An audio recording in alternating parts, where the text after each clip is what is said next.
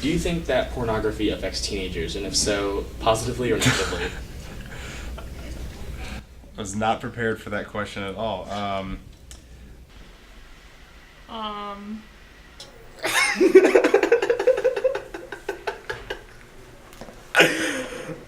You serious?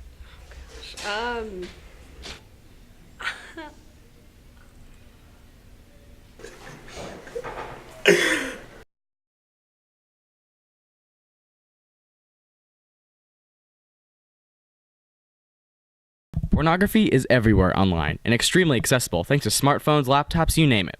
For instance, 4.2 million websites on the internet are pornographic. That's 12% of the entire internet. 68 million requests, or 25% of total internet requests, are pornographic searches.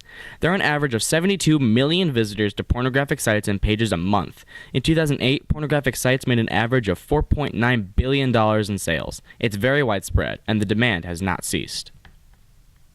This led to the thought that there must be some kind of effect on the mind, but not just any mind, the mind of a teenager. But why teenagers? In high school, the subject of pornography is either shied away as a taboo topic or is joked about lightheartedly, often considered as common as watching Netflix. Our group wants to figure out what kind of effects this explicit material was having on people that would seek it out, and exactly why this is such a controversial topic for people. Now, let's rewind a little bit. Why was a group of teenage guys researching this topic? I was walking through the cafeteria, and the director, Josh Brown, he came up to me and he was like, "Hey, got this idea for something." I was thinking about that. I was just kind of stewing that over. And so I just wanted to ask John, for advice. I was like, hey, I have this idea. It's a little risky. Do you think we could do this? And he was just like, "All right, never mind. I don't want to do the one about the Pledge of Allegiance anymore. I want to do this." and then we kind of introduced the idea to the class. And Jennings, I think, was a little skeptical at first, but he went along with it. And then, you guys kind of jumped on board with it. I kind of questioned the significance in mine, and if I were to do my project, would it matter as much as yours? And I think at that point I kind of said no, and I said I think if I'm gonna, this is my last year of high school, if I'm gonna do my last project, it needs to count a little bit, and I think yours counted a lot more than mine. So I chose this topic because it seemed like an interesting one to do. No one's ever talked about before. That's basically it, man. With our goal in mind, we submitted the idea to our teacher. Well, we brought it up to Mr. Jennings, our film teacher, and Mr. Jennings was like, "All right, well, first basically what he said is, if you find at least 3 sources in the library that talk about this, that's just so that whenever a teacher comes up to me or a principal comes up to me and asks me about it, why should we be talking about this here?" And then I can pull out these 3 big books and be like, well, these people think we should talk about it here. Now, we were lucky if we would have found 2 books. But we found 5. With credible information and a hesitant green light from our teacher, our quest for truth began. We started with interviewing students about their thoughts on the subject. Do you think that pornography affects the teenage brain? I mean, yeah, but not really in a negative way. So, I have a brother. I'm just gonna, throw that out there, and not to throw anyone under the bus, but, I know guys pay attention to that more than, girls do, because I don't pay attention to any of that. I mean, depending on how often you're watching it, it could be pretty bad. Sure. Yeah, we're good. Do you think that pornography affects teenagers? It can to an extent. Yeah. Because, it can be addictive for some people, but it's like the same as drugs. Some people, get addicted to it, some can't. We even asked some teachers. Oh, I think that would definitely have a negative effect on teenagers. Pornography, to me, is not a positive thing. Well, I think it could have a negative effect. I think the people, any time they live in some type of virtual reality, they automatically assume that's normal. That's how they should act in society. It's how they should treat people, men or women. So I think that it can have a negative effect if you are not educated on the dangers of it. We had found, generally speaking, people feel awkward and uncomfortable talking about pornography, which was expected. Now came the hard part, interviews. Our first interviewee was closer than we had thought, our school's psychology teacher, Robert Utoff. How it affects the brain? Yeah. I mean, I don't think it affects the brain biologically. I think your brain's going to grow, period. I think it affects the perception part. So, I don't know about the brain, but I think the mind. Not the brain, but the mind. That was interesting. Then we had to take a look a little farther outside for our next interviews. We've hit a lot of walls with our interviews, as I've said in a previous video. Really, that's been only our main struggle. For some reason, no one wanted to come to us with the answers we needed, and we looked everywhere. And if they seemed like they were the perfect fit, something would always get in the way. Our project at this point was looking pretty grim. But then we found hope, and hope came in the name of Lindsay Walden, a certified counselor and sex therapist in St. Louis who is more than happy to help us out. Well, I think that with any type of, media like this that we're talking about, we can develop sort of like a little mini addiction to it, or feeling that we're just like so drawn to it that we can't pull ourselves away. I do find that if someone kind of waits to get a lot of exposure until the brain is more fully developed, it is easier to sort of keep things manageable, where we're not overusing it, but we can sort of use it as a portion of our life, but not something we're focused on all the time and obsessed with. In general, I am not someone that thinks pornography is evil. I don't think it's bad. I don't think it should be eradicated and taken off the face of the planet. But I think it needs to be kind of looked at how we consume it so that we're not using too much of it. So from a teen perspective, I don't have my phone in front of me. I was going to say, we have our phones right in front of us. We can access anything we want 24 hours a day, pretty much without question.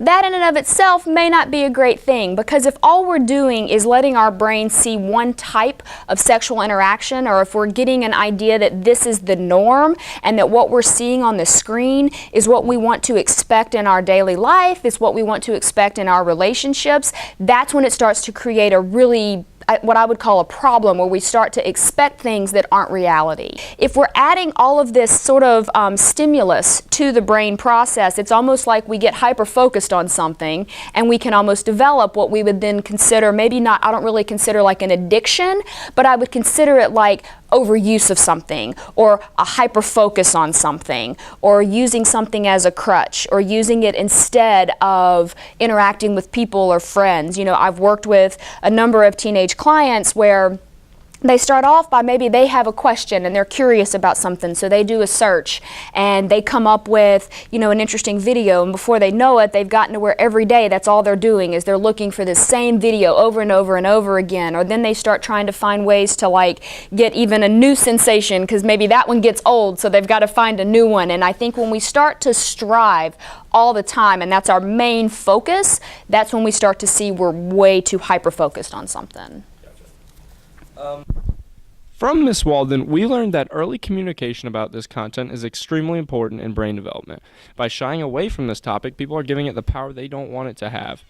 So when someone is first exposed to a real-world situation involving a sexual relationship, they won't have a realistic expectation or perception of those experiences. So, if people start having mature conversations and are aware of the types of consequences of using pornography, it can help young people have realistic information and expectations of what's to come. We learned that casual use can quickly become a crutch that sometimes relies too heavily on, and the user needs to define how much is too much.